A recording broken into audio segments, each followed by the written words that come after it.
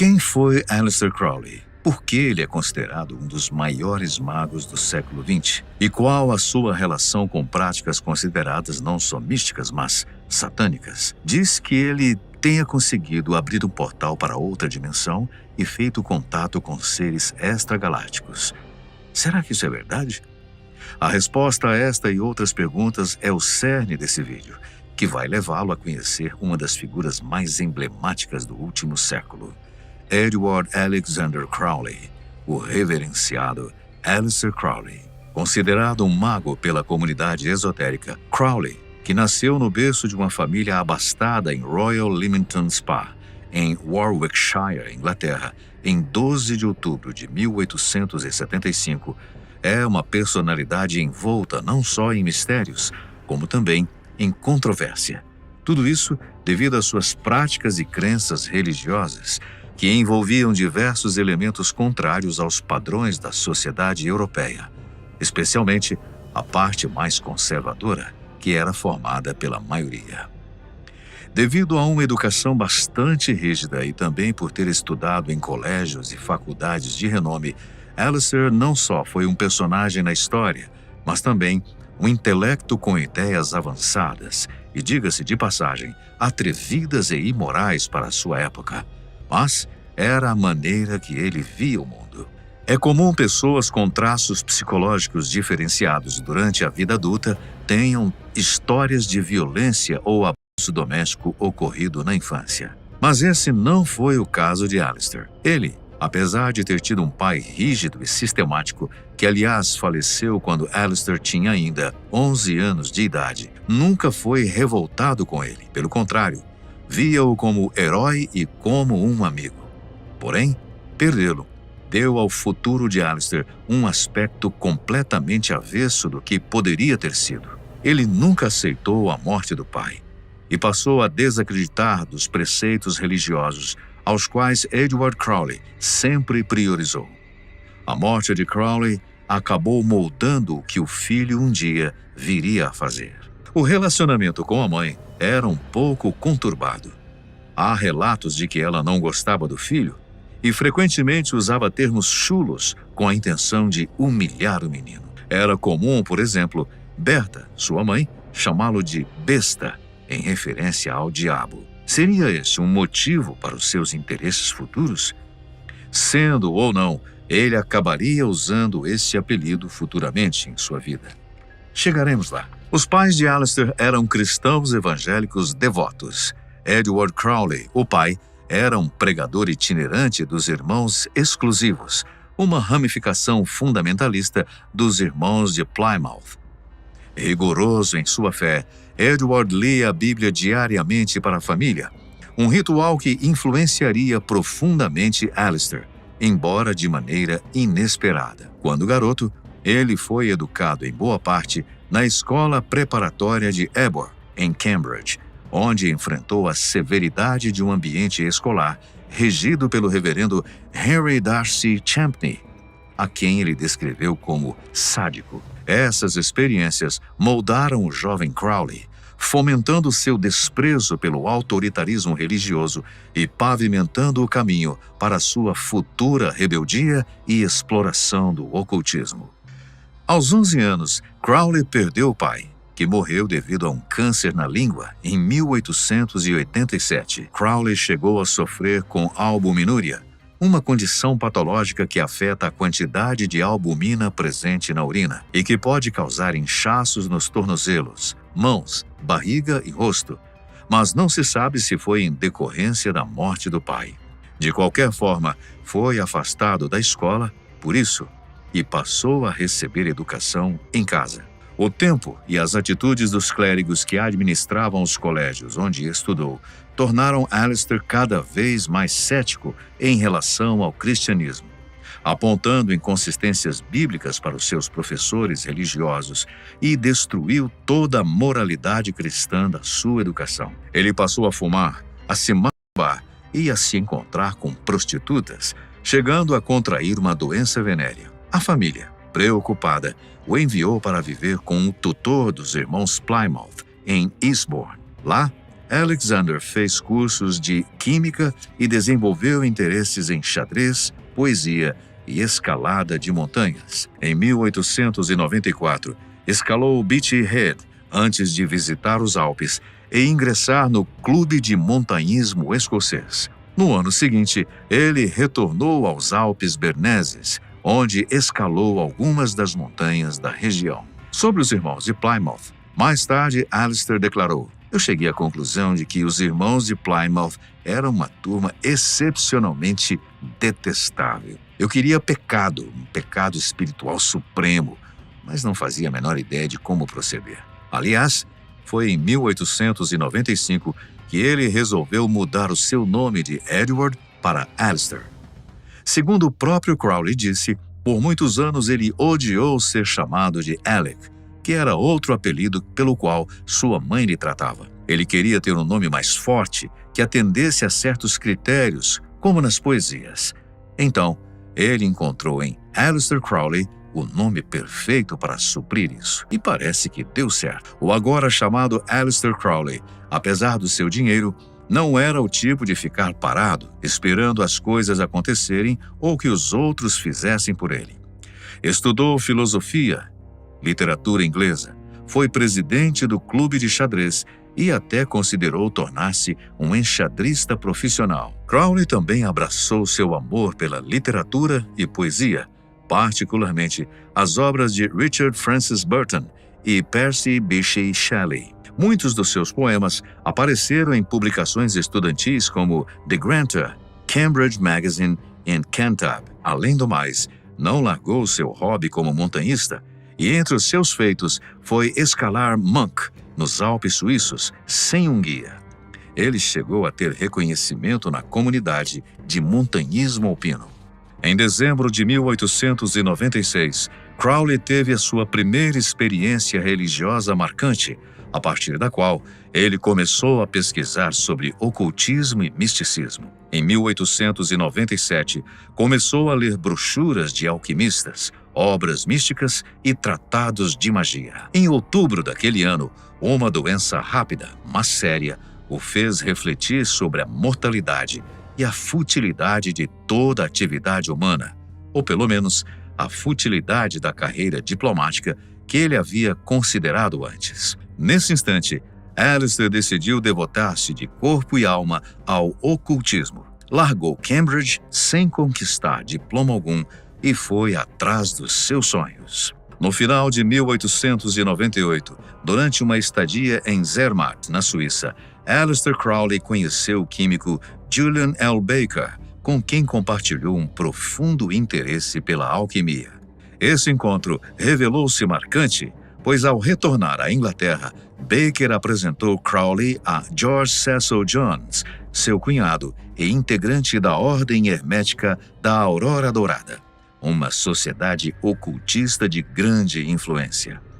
A Ordem Hermética da Golden Dawn foi uma sociedade secreta de curta duração, mas influente, fundada em 1889 por 3 mestres maçons de grau 33, S.L. MacGregor Mathers, W. Westcott e W.R. Woodman.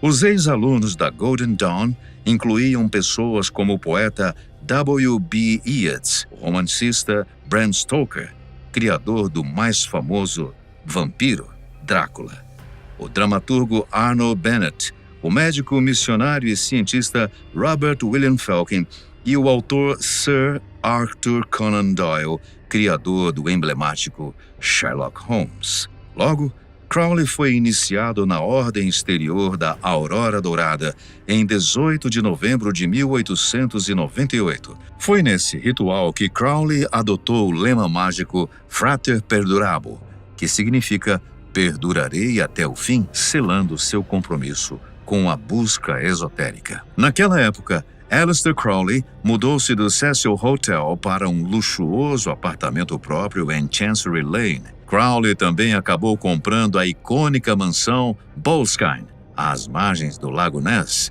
na Escócia. Fascinado pela cultura local, passou a usar trajes tradicionais escoceses, autoproclamando-se Lord Boleskine, mesmo em visitas formais a Londres.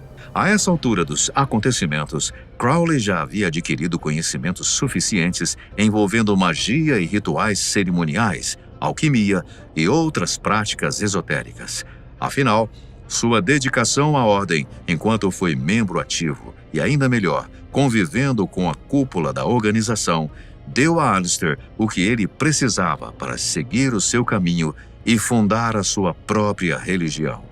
Enquanto a Aurora Dourada enfrentava turbulências, Aleister ia construindo seu objetivo. Meio que desafiando as normas da época, ele começou a dar formas à sua visão espiritual. Mas isso ia tornando uma figura cada vez mais controversa e excêntrica. Em 1904, por exemplo, ele alegou ter recebido instruções diretas de uma entidade chamada Aiwass. Era um ser incorpóreo, nas palavras do próprio Aleister.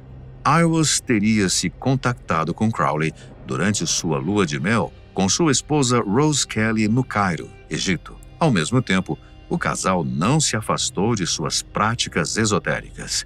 Durante um ritual conduzido por Crowley para invocar sílfides, elementais do ar, Rose surpreendeu ao afirmar que estava sendo usada como canal para o deus egípcio Horus.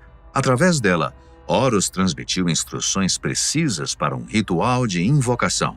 Crowley, então, deu início ao seu livro Liber Alve Leges, ou Livro das Leis, e, segundo ele, Aiwass o teria instruído na escrita deste livro durante 3 dias. Sua primeira e única identificação como tal está no capítulo 1. Eis que é revelado por Aiwass, o ministro de Hur-Pa-Kerut. Hur-Pa-Kerut é mais comumente referido para a transliteração grega Harpócrates, que significa Horus, a criança, a quem Crowley considerava a divindade central dentro da cosmologia telêmica, referente à religião fundada por ele. No entanto, Harpócrates também representa o eu superior, o sagrado anjo guardião. Essa obra apresentava-se como uma escritura sagrada do novo Aion, a Era de Aquário. O texto continha leis e liturgias mágicas que, na perspectiva de Crowley, anteciparam eventos globais de grande importância, como as 2 grandes guerras mundiais. Anos depois, em 1936, em seu livro O Equinócio dos Deuses, que, entre outras coisas, dá uma explicação sobre quando ele escreveu o Livro das Leis, Crowley descreveu como foi o seu encontro com Aiwass. A voz de Aiwass veio aparentemente por cima do meu ombro esquerdo, no canto mais distante da sala. Parecia ecoar em meu coração físico de uma maneira muito estranha, difícil de descrever. Percebi um fenômeno semelhante quando estava esperando por uma mensagem carregada de grande esperança ou pavor. A voz era apaixonadamente derramada, como se Aiwass estivesse alerta sobre o limite de tempo. A voz era de timbre profundo, musical e expressivo. Seus tons solenes, voluptuosos, ternos, ferozes ou qualquer outra coisa que se adequasse ao humor da mensagem. Não baixo, talvez um tenor rico ou um barítono. O inglês era livre de sotaque nativo ou estrangeiro, perfeitamente puro de maneirismos locais ou de casta, portanto, surpreendente e até mesmo estranho à primeira vista. Tive uma forte impressão de que o orador estava realmente no canto onde parecia estar, em um corpo de matéria fina, transparente, como um véu de gaze ou uma nuvem de fumaça de incenso. Ele poderia parecer-se com um homem alto e moreno, na casa dos 30, bem vestido, ativo e forte, com o rosto de um rei selvagem e os olhos velados para que o seu olhar não destruísse o que viam. O traje não era árabe, sugeria a Assíria ou a Pérsia, mas muito vagamente. Não dei muita importância a isso, pois para mim, naquela época, Aiwass era um anjo, como eu costumava ver em visões, um ser puramente astral. Aiwass, que Crowley posteriormente identificou como uma manifestação de seu santo anjo da guarda, ou eu superior, transmitiu a essência da nova lei. Faze o que tu queres, há de ser o todo da lei. Complementando essa máxima vinha a frase: amor é a lei, amor sob vontade. Essa verdadeira vontade, ou telema, referia-se a um estado de alinhamento pleno entre o indivíduo e as forças que o movem, implicando responsabilidade e sabedoria, em oposição à libertinagem ou indulgência sem propósito. Crowley diferenciava enfaticamente liberdade sábia de excessos irresponsáveis, como destaca em uma de suas citações: o tolo bebe e se embebeda. O covarde deixa de beber. O homem sábio, valente e livre, bebe e glorifica o Deus Altíssimo. Assim, o livro da lei não apenas consolidou a filosofia de Telemann, mas também se tornou o alicerce de toda a obra mística e mágica de Crowley, definindo sua posição como uma das figuras mais controversas e influentes do ocultismo moderno. Os livros sagrados de Telemann são uma compilação dos mais importantes livros escritos por Aleister Crowley entre 1907 e 1911, que resultaram na fundação de uma nova religião, ou filosofia, em nova esfera, distante do eixo principal em torno do qual revolve-se a vida espiritual judaico-cristã. Nesse sentido, Telemann pode ser caracterizada não apenas como uma religião secular, mas também como uma ética filosófica. A obra se subdivide em 14 livros sagrados. Contudo, no livro Magia, na Teoria e na Prática, Aiwass é firmemente identificado por Crowley como o Diabo, Satanás e Lúcifer, cujo emblema é Baphomet. Essa afirmação é feita enquanto Crowley está discutindo o diabo. Depois de explicar que o diabo não existe, ele continua esclarecendo suas declarações, explicando que o diabo é, na realidade, um rótulo para o Deus de qualquer povo que alguém não gosta. E esse fato levou a tanta confusão de pensamento sobre o assunto que Crowley preferiu não dar mais explicações. Essa postura garantiu a Crowley a reputação de herético, especialmente porque ele utilizava elementos religiosos tradicionais em contextos ritualísticos que muitos consideravam blasfemos. Para muitos que se aproximavam da Telemann, os rituais pareciam assustadores. Apesar de chamar a atenção de muitos seguidores na época, nem todo mundo conseguia continuar. Há um outro relato bastante estranho em torno de Aleister Crowley, que é o seu encontro com uma entidade denominada Lam, que não seria humana e nem espiritual, mas sim de outro planeta ou dimensão. Tudo leva a crer que Crowley conseguiu abrir um portal pelo qual não só teve a possibilidade de ser contatado por Aiwass, como também por este ser, cujas características levam a crer que teria sido um Grey, uma das raças extraterrestres mais comuns atribuídas pela ufologia mundial. Ainda em 1918, o ocultista realizou um ritual de magia sexual conhecido como o Trabalho de Alma Lantrar, com uma de suas discípulas, chamada Soror Ahita. Durante esse ritual, eles teriam aberto um portal nos espaços interdimensionais entre as estrelas, permitindo que uma entidade chamada Lam entrasse no plano físico. Este evento não apenas marcou a conexão com Lam, mas também deu origem à ideia de que esse portal, em expansão, poderia facilitar o acesso de outras entidades, muitas das quais seriam interpretadas como responsáveis por relatos modernos de contatos com OVNIs e extraterrestres. Crowley acreditava que Lam era a alma de um lama tibetano falecido, originário da mítica região de Leng, situada entre a China e o Tibete. Lam, segundo ele, tinha a missão de continuar o trabalho iniciado por Aiwass, a entidade que ditou o livro da lei a Crowley anos antes. Crowley chegou a fazer um retrato de Lam, descrevendo-o com características que lembram os modernos Greys dos relatos ufológicos. Ele afirmava que a contemplação desse retrato poderia facilitar o contato direto com a entidade.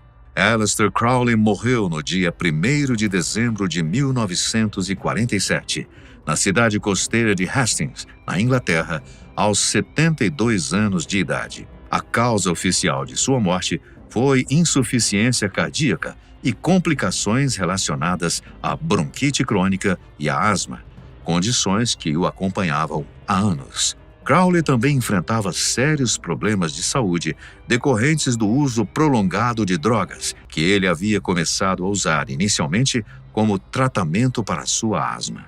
O mais intrigante nisso tudo é saber que o legado de Crowley ainda está vivo, espalhado em diversas organizações e mentes bizarras em todo o planeta.